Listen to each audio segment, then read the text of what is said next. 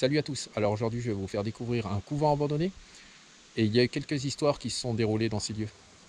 Donc je vais vous les raconter et en même temps je vous fais visiter le bâtiment. Allez, c'est parti.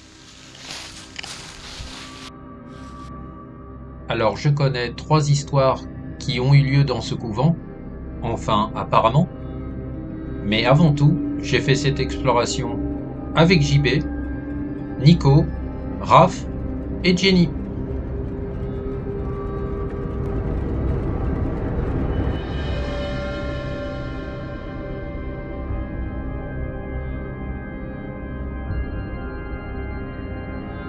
Dans cette vidéo, je vais vous faire découvrir le grenier, la salle des prières, mais aussi les jardins, ainsi que la maison du diable qui se trouve au sous-sol.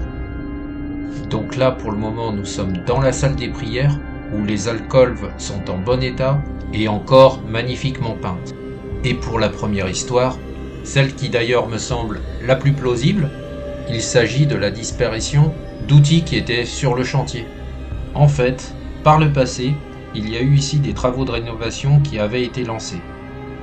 Mais ceux-ci se sont arrêtés car apparemment, les outils et matériaux des ouvriers disparaissaient régulièrement. Les ouvriers se plaignaient aussi d'une ambiance pesante. D'ailleurs, une chose plus ou moins étrange est arrivée à Jenny, et je lui laisse donc la parole pour nous le raconter. En effet, il m'est arrivé une petite anecdote plutôt étonnante vu les histoires que l'on entend sur ce lieu. À mon arrivée au couvent, je prends mon appareil photo et je mets le bouchon de mon objectif dans la poche arrière de mon jean. Je fais ensuite le tour des bâtiments, je prends toutes mes photos et quand j'ai fini, je cherche mon bouchon d'objectif. Je fais toutes mes poches, dont les poches arrière de mon pantalon, dans lesquelles je passe mes mains plusieurs fois, mais je ne trouve rien. Je pense alors que mon bouchon a dû tomber quelque part et je me dis tant pis, je le retrouverai jamais. On finit par quitter le couvent et à ce moment je décide de revérifier quand même mes poches. Et là, c'est vraiment bizarre, je tombe sur le bouchon qui était bel et bien dans ma poche. Alors bien sûr, rien de paranormal. Ce genre de choses, ça arrive à plein de monde et c'est sûrement explicable. Mais c'est plutôt drôle comme coïncidence. Très bien, et c'est vrai que c'est plutôt étonnant. Allez, on est parti pour la deuxième histoire, qui peut être aussi plausible, mais chelou quand même. Et cette histoire est celle d'une nonne qui serait tombée enceinte. Et cela, à l'époque, n'a pas plu aux autres religieuses. Et le groupe décida alors d'isoler cette nonne. Cette nonne, alors rongée par les remords, aurait fini par noyer son bébé dans la fontaine. Et cette fontaine, je vais vous y amener. Je vous montre encore quelques pièces. Et vous avez pu remarquer qu'il y a pas mal de graphes et de tags. Je suis pas très loin, il me reste encore quelques mètres à faire. Là, je vous montre encore cette pièce. Et là, voilà. La fontaine dont je vous parlais, elle est juste en face de moi. Donc je fais un petit gauche-droite afin de vous montrer le jardin, qui est aussi à découvrir si vous allez là-bas. Du coup, c'est quand même assez glauque. Ne vous inquiétez pas, je vous oublie pas pour la troisième histoire. Je vous montre juste un peu plus le bâtiment ainsi que quelques pièces. Quelques tags comme celui-ci, où je vous laisse lire, mais il y a un fond de vérité tout de même. Là, on a même une télé cathodique. En fait, c'est les vieux écrans CRT qu'il y avait autrefois. Et cette vieille télé, quelqu'un s'en est débarrassé et l'a mis là-bas. Tout comme les nombreux pneus qu'on voit depuis le début de la vidéo. Beaucoup de couloirs, c'est quand même assez sombre. Le monastère est quand même assez grand. Même si la lumière rentre par les fenêtres, c'est tout de même assez sombre. Les pièces sont assez profondes. Comme on va monter dans les étages tout à l'heure, je vous raconte pas tout de suite la troisième histoire, car la troisième histoire a un lien justement avec l'étage du dessus. Par contre, dans l'attente de cette troisième histoire, je peux vous raconter que le couvent fut fondé par 2 sœurs, Marie et Thérèse Bouvier de la paroisse. Ce lieu est aussi appelé couvent des Ursulines, et celui-ci abritait 28 sœurs en 1903. À cause de la loi contre les congréganistes, Au passage, une congrégation, c'est une compagnie de prêtres, de religieux et de religieuses, et c'est ce qui a fait que les sœurs qui étaient dans ce couvent furent dispersées en 1904. Après, elles ont fusionné avec les sœurs de Tulin en 1919. Plus tard, le couvent fut fermé en 1927. Et je fais un petit aparté, car à présent nous sommes dans les cuisines. Nous, qu'on a une grande hotte, enfin anciennement une grande hotte, et il en reste plus grand chose. Tout comme la cuisine malheureusement. Pour ce qui est de la raison de la fermeture du monastère, c'est tout de même assez flou. Mais on peut retrouver dans certains écrits qu'il fut fermé suite à une épidémie de choléra qui emporta plusieurs sœurs avant que le couvent soit bien sûr fermé. Il va falloir faire quand même bien attention lorsqu'on va monter dans les étages, car on peut voir que le plafond est bien détérioré. Il manque même certaines parties du plafond. Par rapport à l'épidémie de choléra, et donc par rapport à cette tragédie, le monastère fut transformé en colonie de vacances et ensuite renommé Le Bocage. Et ceci aura un rapport aussi avec la troisième histoire de ce lieu. D'ailleurs, celui-ci, Le Bocage, ne resta que peu de temps en place, puisque dans les années 70, on peut en noter sa fermeture. Plus tard, le bâtiment fut racheté, mais jamais terminé d'être reconstruit. En effet, comme je vous ai dit lors de la première histoire, certains ouvriers se sont plaints de l'atmosphère qui y règne, ainsi que la disparition de leurs outils. C'est donc ainsi que le bâtiment fut abandonné définitivement. Et c'est parti pour la troisième histoire. Et donc allez, on va monter ces escaliers. Je rappelle aussi que tout à l'heure, je vous montrerai la maison du diable qui se trouve au sous-sol. Tiens, on a une petite cheminée ici. Alors, pour ce qui est de la troisième histoire, cela s'est donc déroulé à l'étage, et plus exactement au grenier, au moment où le couvent a été repris comme colonie de vacances. Il paraît qu'un moniteur aurait tué ici 120 enfants. Bien sûr, c'est celle que je trouve la moins plausible, car bien sûr, il y aurait eu des articles dans les journaux. Enfin, je pense qu'on en aurait entendu parler, et pas que localement. Cela aurait donc fait beaucoup de bruit. Je vous montre un peu la vue qu'on peut avoir depuis la fenêtre.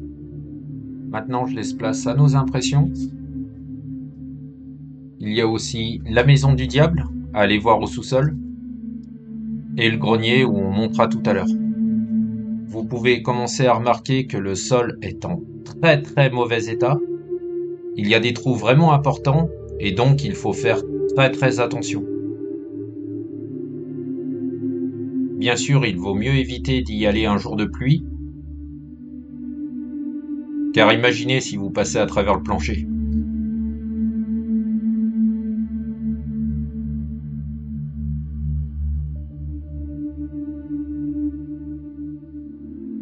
Là, nous sommes au niveau de la salle des prières. En fait, elle est juste en dessous. Regardez comme le sol est gondolé à ce niveau-là.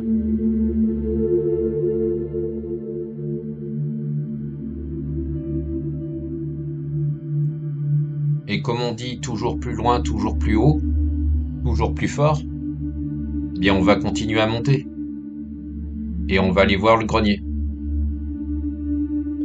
Mais avant, je continue un peu à vous montrer comment c'est à l'étage. C'est toujours en piteux état. Parfois, on n'a plus que les encadrements au niveau des portes. Et là, comme graphe, nous avons Pif, donc de Pif et Hercule. Et à côté, par contre, je vois pas qui c'est.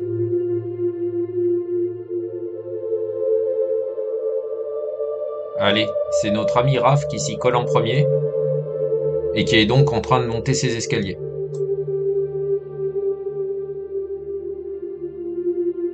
On a un petit peu moins de graphes et de tags qu'à l'étage inférieur, mais on en a quand même. Bien sûr, on n'est pas encore au sommet. Là, pour le moment, nous sommes au 2e étage. Là, on a des canalisations qui sont devenues apparentes.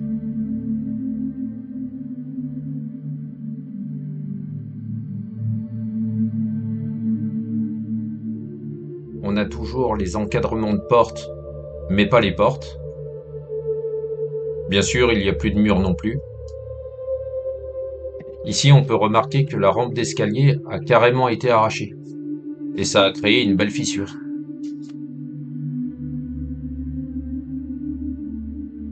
Et là, vous voyez le plafond, c'est quand même assez dingue. Je crois que Raph et Nico sont déjà en haut. Donc ils sont au niveau du grenier. Après, j'espère qu'ils sont toujours en haut et pas en bas, par rapport à ce que je vois. Regardez l'escalier, on voit carrément au travers. Allez, encore quelques marches, et je serai dans le grenier. Voilà ce que ça donne vu de dessus. Je rappelle que dans le grenier, c'est là où, soi-disant, un moniteur de colonie de vacances aurait tué 120 enfants. Ce que je doute fortement. Après, peut-être un ou deux, ou peut-être avoir tué une personne, c'est peut-être possible. Mais 120 enfants, c'est très gros quand même. Raph me montre qu'il ne reste plus que l'encadrement des portes. Il n'y a même plus le sol à cet endroit-là. Là, on voit le grand JB au fond du couloir. On va aller le rejoindre, mais il faut faire quand même très attention. Regardez les nombreux trous au niveau du plancher.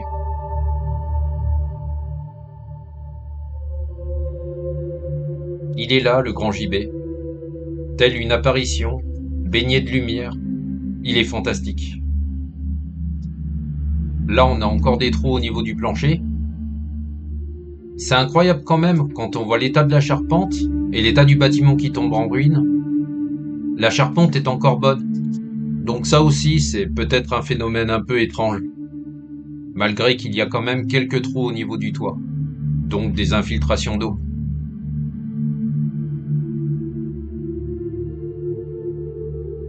Allez, on reprend les escaliers et on redescend.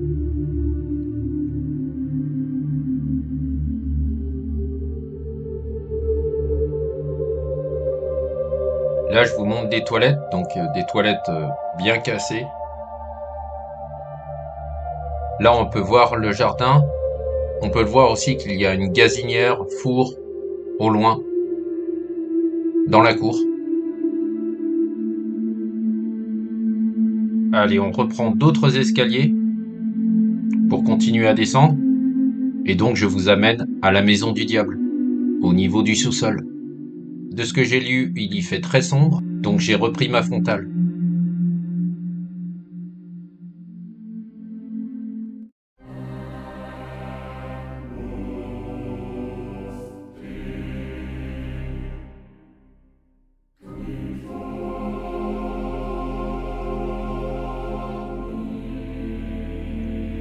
Waouh, alors ça fait froid dans le dos. Il y a une croix au fond de la salle. Et oui, effectivement, c'est vraiment très très sombre. Je sais pas si je me sens extrêmement bien ici. Après, c'est peut-être psychologique. Mais quoi qu'il en soit, je vous montre la croix. Et sur la croix, on dirait qu'ils ont fait une sorte de Jésus.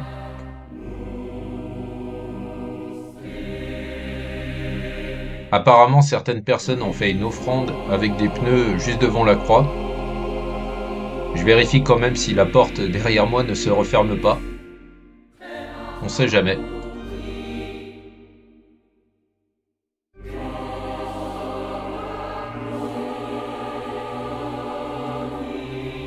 Donc là, devant moi, ce sont les escaliers que j'ai utilisés pour redescendre dans la maison du diable. On a une autre pièce à côté, sans grand intérêt.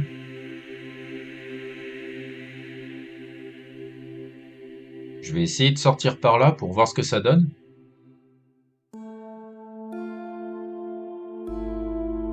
Ok, donc là on est dans les bois.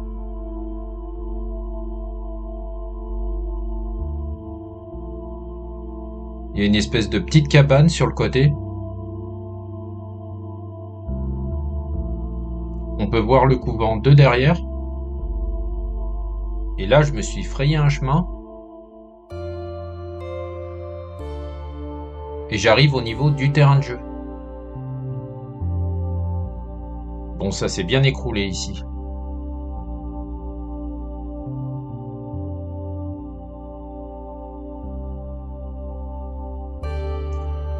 Là, on peut voir qu'il y a un panier de basket.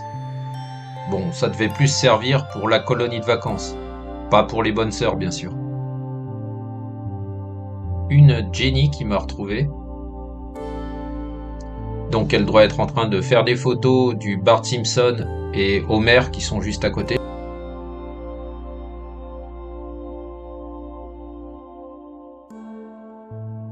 Là, on a un dernier bâtiment qui n'est pas dans le couvent, il est juste à côté. On peut voir qu'il y a un graphe au fond d'un œil. Ça fait un petit peu peur.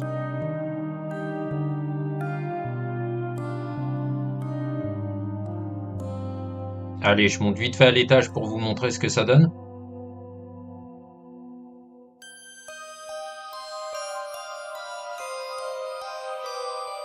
Donc là, voilà, nous sommes à l'étage.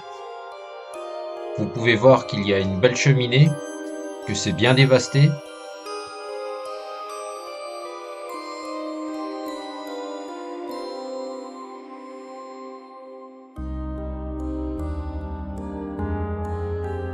Il y a aussi un lit, enfin, ce qu'il reste d'un lit. Donc là, ça devait être une chambre. Par contre, je ne sais pas à quoi correspondait ce bâtiment qui est juste à côté du couvent.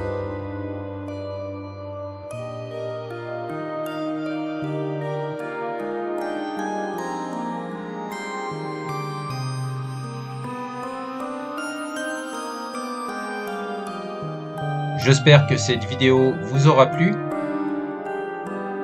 Si vous avez aimé, n'hésitez pas à mettre un pouce.